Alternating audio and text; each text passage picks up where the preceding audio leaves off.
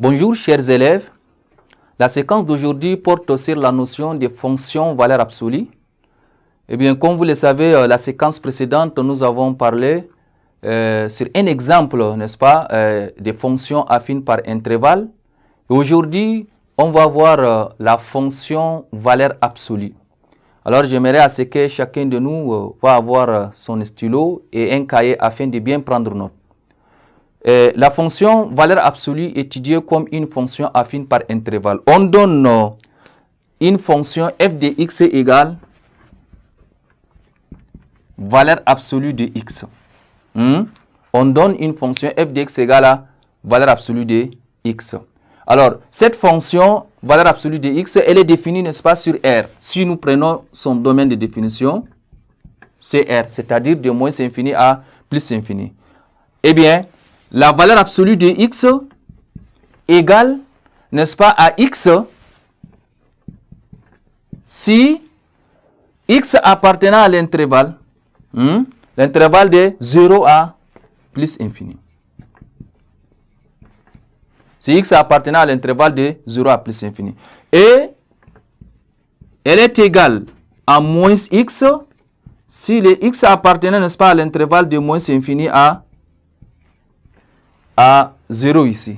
Ça veut dire que notre fonction f de x égale à f1 de x qui est égal à moins x, f2 de x qui est égal à x. Vous pouvez même dire f de x égale moins x si x appartenant à l'intervalle de moins infini à 0 égale à x si x, n'est-ce pas, appartient à l'intervalle de 0 à plus infini. On peut même écrire comme ça. Eh bien, nous allons même représenter dans un tableau cette fonction-là. Si on a dit qu'elle est définie sur R, c'est-à-dire de moins infini à 0, nous avons de moins infini à plus infini. On va trouver ici notre fonction de moins infini à 0. Alors, la fonction f de x égale à moins x sur cet intervalle, elle est égale à x sur l'intervalle de 0 à plus infini. Donc, partant de là, vous pouvez également tracer la courbe représentative de la fonction valeur absolue de x. Puisque nous avons dit, elle est égale à x si x appartient à l'intervalle de 0 à plus infini. Et aussi, elle est égale à moins x si x appartient à l'intervalle de moins infini à 0. Et nous savons comment tracer une courbe de la fonction x. Et aussi une courbe de la fonction moins, n'est-ce pas, moins x. Comme ça, on peut très rapidement tracer, n'est-ce pas, une courbe de la fonction valeur absolue de x dans le plan menu d'un repère OIJ. Et à chaque fois, si vous voulez tracer, vous allez d'abord passer, n'est-ce pas, à votre définition qui dit la valeur absolue de x égale à x sur l'intervalle de 0 à plus infini.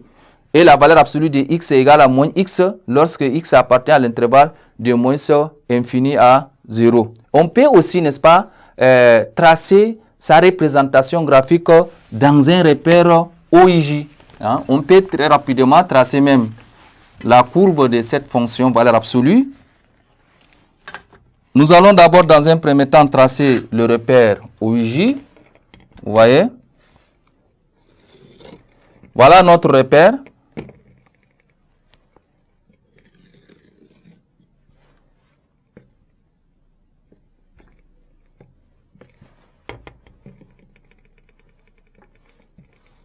Voilà le repère ici. Nous avons l'origine. Nous avons l'axe des abscisses et l'axe des Y. Eh bien, pour tracer la courbe de cette fonction valeur absolue, nous avons dit elle est égale à moins x sur l'intervalle de 0 à de moins infini à 0. Donc, on va calculer pour x égale à 0, y0 pour x moins 1, y égale à 1. Alors, ça vous permettra, n'est-ce pas, de tracer cette courbe de la fonction f de x égale à moins x. Et pour x égale, et plutôt f de x égale à x, on va aussi prendre ici x égale à 1, y égale à 1. J'aurai un point là. Et ça me permettra, n'est-ce pas, de tracer la courbe aussi de la fonction f de x est égal à x. Comme ça, vous avez déjà réussi à tracer la courbe de la fonction valeur absolue de x. Ainsi prend fin cette séquence et à la prochaine séquence.